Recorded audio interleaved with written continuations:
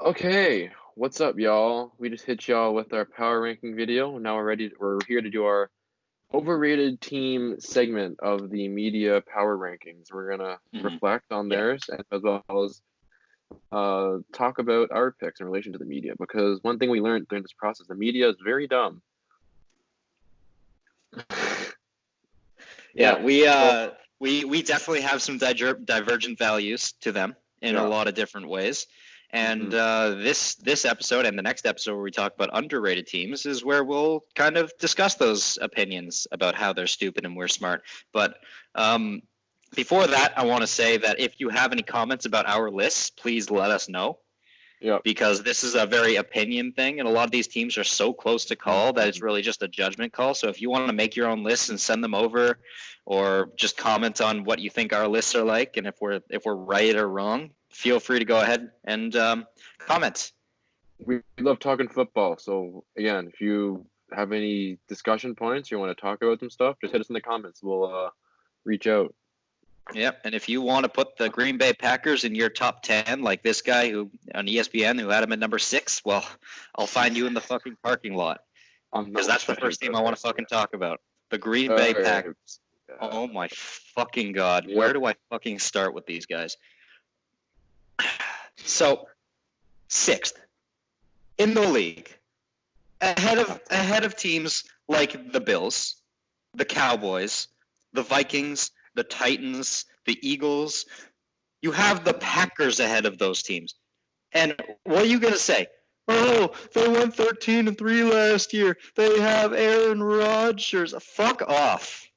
Everything I saw from those sites when they ranked the Packers, all I said was, "Oh, they did a really bad job this offseason. They lost a lot of important pieces and they drafted badly."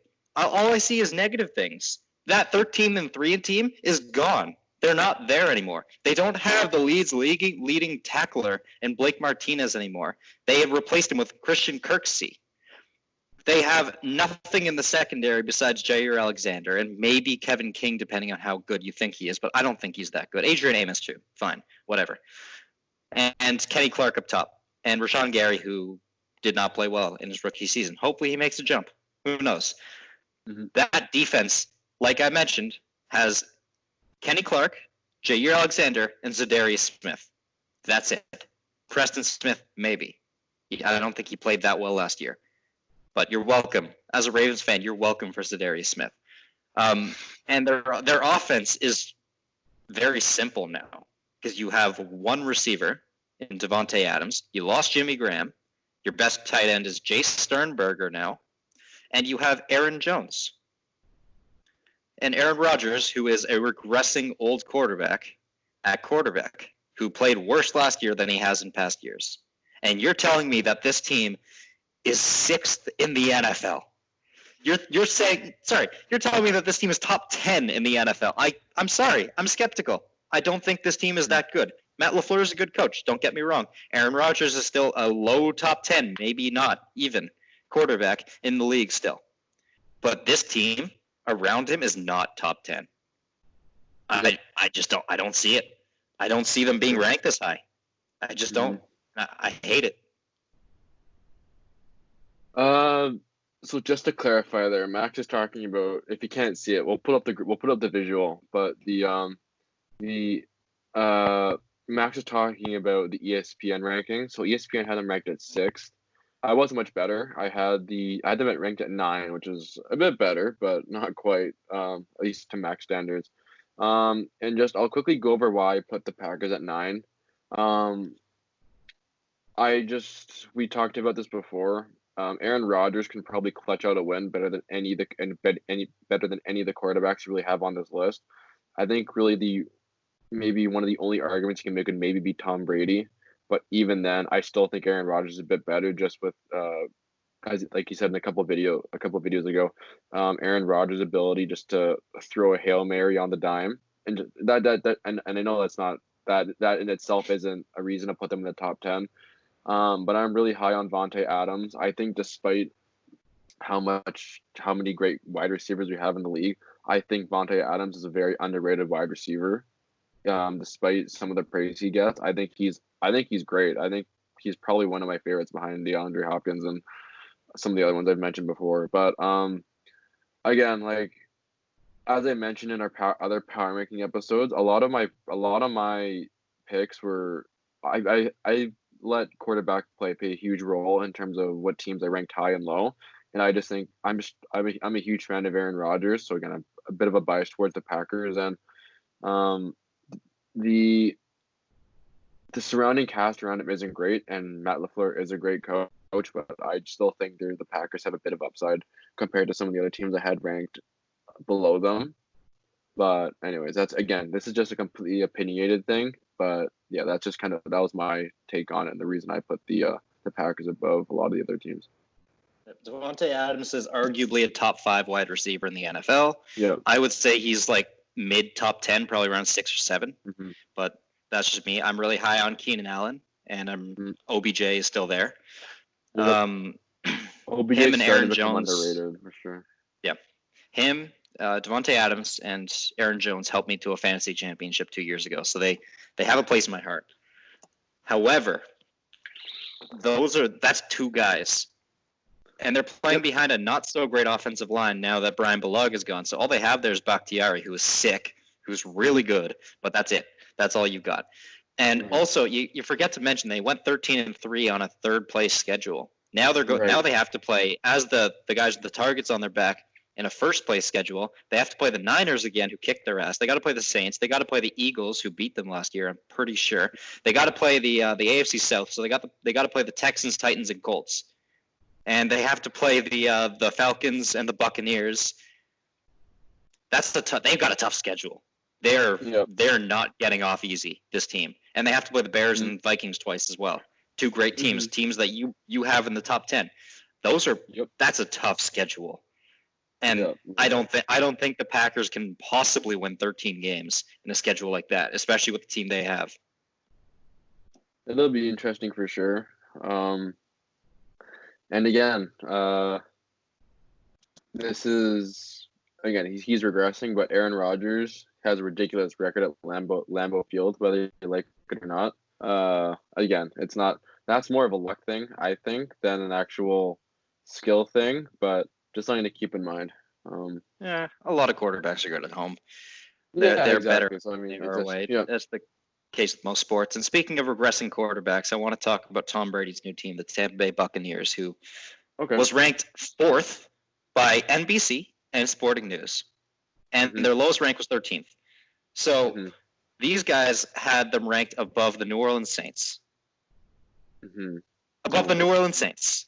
Yeah, that's a lot. Yeah, why don't we talk about that first? The New Orleans Saints are stacked from head to toe. They are stacked. They're unbelievable as a team. And you think the Tampa Bay Buccaneers Sanders was a very underrated pickup, in my opinion. Yeah, so is Malcolm Jenkins. Their secondary's nasty now with Marcus Williams and Marshawn Lattimore and the Jackrabbit. Like, that secondary's nasty. Good luck throwing on that team. And, good luck running on that team, too. Cam Jordan's still there. So, I don't know. And Sheldon Rankins, too. Great run stopper. So, the Buccaneers, of the 4 teams I want to talk about in the overrated list, this is the one I can kind of understand the most. Because Ndamukong Suh's back. Shaquille Barrett is back. Vita Vea is still there. Devin White is still there. Levante David is still there. And their secondary is young, but guys like Carlton Davis are getting better. Like, that defense is pretty nice. Their offense now has Rob Gronkowski. That's a big plus to put alongside O.J. Howard. But they already had 2 tight ends last year with Cameron Brate and O.J. Howard, and they didn't really know how to use them. Hopefully they know how to use them now. Mike Evans and Chris Godwin are there, and their offensive line is middle of the pack. But here's the thing. In New England, Tom Brady was successful with a good, prosperous run game, a decent play action, like good play action with receivers down the middle, like Julian Edelman, and a good O-line that can keep him protected because he's not as mobile as he used to be. Well, then again, he was never really mobile. But, yeah, he has none of those things. Absolutely none of them. Their offensive line isn't as good as it was in New England, so good luck to his scrambling abilities.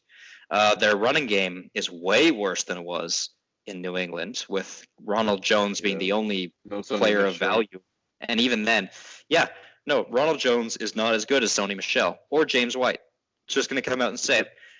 And you don't have guys that can play that well in the middle. Like Mike Evans is 6'5", and he's not that fast. He's an outside guy through and through. He's really good, but he's outside. And Godwin's also an outside guy. And I don't think Tyler Johnson, the draft pick, will help that much with that. So Tom Brady's playing in a completely new system. You may not even see Tom Brady. You may see Phillip Rivers next year. I don't know what's going to happen, but I'm not looking. I don't think that offense is going to be as good as people say it's going to be. I have them at 16th. They are a top half team, absolutely, but I can't rationalize putting them above the Falcons or the Texans or the Titans or the Patriots because they're not. Tom Brady doesn't have the system he's succeeded in before. So I had them at 5, and I came very close to putting them middle of the pack. I am really high on a lot of the pieces that the Bucs have. Mike Evans, Chris Godwin, Rob Gronkowski. A lot of things you just said. They have a great defense. And I just think there's a lot of upside there. And I think that anyways, let me just quickly say why I was gonna put them in the middle of the pack. The narratives we're hearing now about the Buccaneers for the upcoming 2020 season is the exact same narrative we heard about the Cleveland Browns last year. And I just think when you're dealing with that, that's always a really dangerous thing to be doing. Because a lot of people got burned last year. Go play back the ESPN narrative talking about the Browns. The Browns are going to win the division. The Browns are going to go to win the Super Bowl. They're going to the Super Bowl. Baker Mayfield's going to be the best player ever. Like, I mean, like I got it at the time, but like, if that season showed us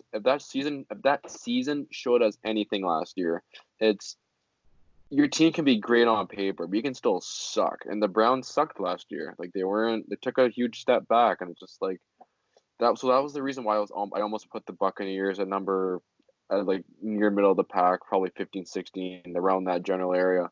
But at the end of the day, I think I kind of just concluded that this team is stacked on paper. Like even the point you mentioned about Tom Brady not having the system he succeeded in, that's fine. I understand.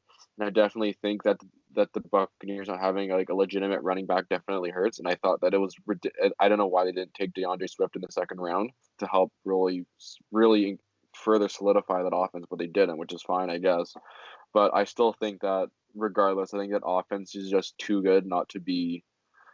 And I had them at 5, so I have them above teams like the Cowboys, the Bills, that type of crowd. I think that's about where they should be, just based on their offensive upside and defensive upside. But again, we'll see. We'll see how it plays out.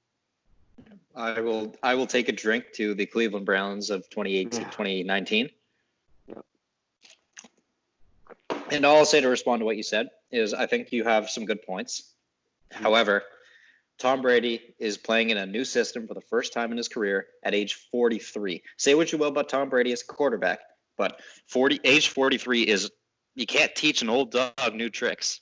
I don't feel that comfortable with saying that Tom Brady brings upside. I say he more so brings uncertainty. I'm not buying it. That's all I'm going to say.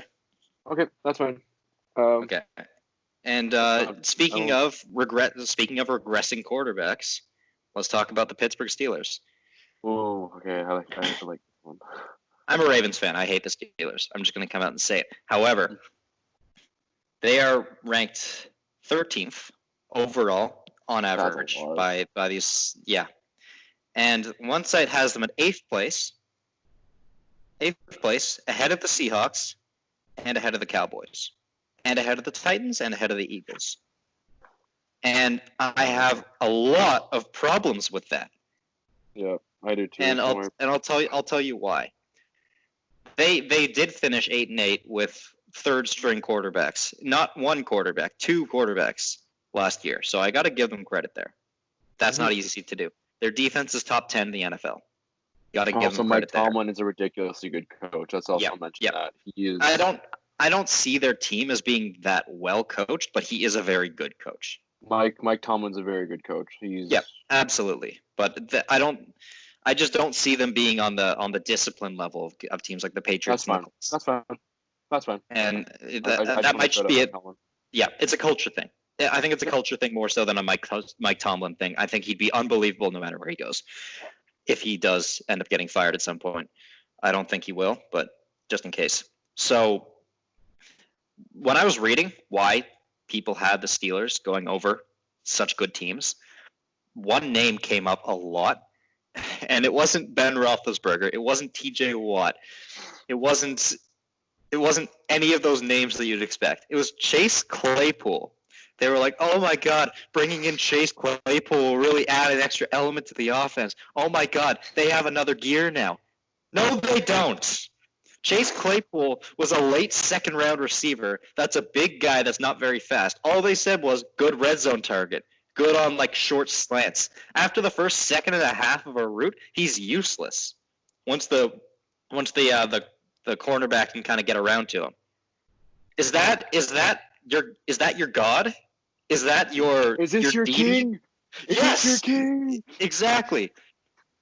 I think that reasoning is stupid. I think they had a draft that wasn't that great. They didn't bring in the pieces that they needed. They didn't really, besides Minkah Fitzpatrick, they didn't really address the glaring hole at secondary. Minkah Fitzpatrick is holding that secondary together with a rope, and that offense looks boring as hell.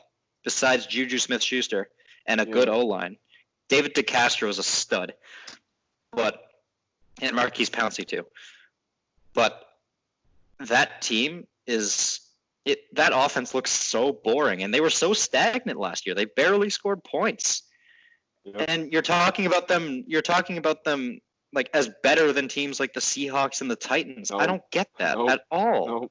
No. Yeah. They don't have the pieces to be better than those teams. Not at all. Yeah. I think that's a really dumb argument. I put them at like 18, 19. I put them at 19. Yeah. I think the Browns are better than them. We're about the same. Yeah, the Browns are better than them. Offense and defense. Well, okay, not defense, but offense definitely. Defense is around a close level to them. Mm-hmm. I don't like what the Steelers have besides TJ Watt and a few other pieces on their defense. I just don't like it.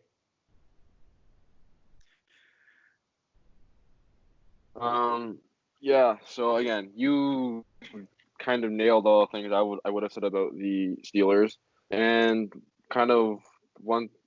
I don't think people talked about this enough, but I would, again, there's nothing against him. I hope he has a really good career, but James Conner might have been one of the biggest disappointments coming out of the season last year. And it's not his fault, but people, once the Steelers lost Le'Veon Bell and Antonio Brown, they think, okay, we're fine. We have Juju and James Conner. And James Conner had a very, very mediocre year last year. He was not great by any means.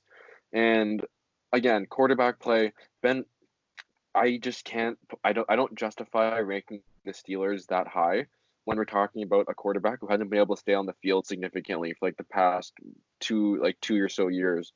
And again, he's just regressing, and he's not that great anymore. And like, it's just the Steelers are just they're just a mess right now. Like, I don't think anyone really knows what they are. Like, they're definitely not a Super Bowl contender. They might be a playoff contender, or they might be just clawing to make a wild card spot, or just to make the playoffs in general with how the Browns have been. With the potential that the Browns have. But yeah, overall, I completely agree with you. I think the team's extremely underwhelming. And again, like, just to bank your team, to bank your your ranking of the Steelers' hopes on Chase Claypool is just.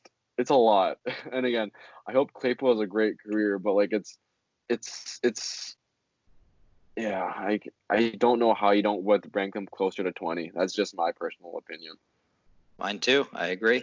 And Chase Claypool, he's Canadian. He's from Abbotsford, BC, if I remember correctly. So good on him for making the league.